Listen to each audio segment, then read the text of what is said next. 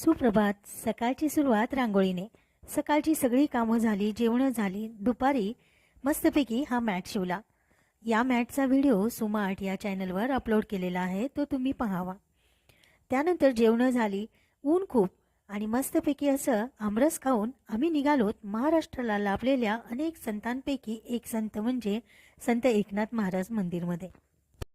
सकल संतांचा हा राजा स्वामी एकनाथ माझा, ज्याचे घेताची दर्शन पुन्हा नाही जन्म मरण, ज्याचे वाचिता भागवत प्राणी होय जन्ममुक्त, निळामणे लीन व्हावे शरण एकनाथा जावे.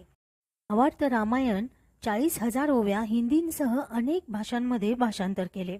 अनेक अभंग लिहिले. संत ज्ञानेश्वरांच्या आळंदी येथील समाधीस्थानाचा शोध घेऊन त्या समाधीचा जीर्णोद्धार केला.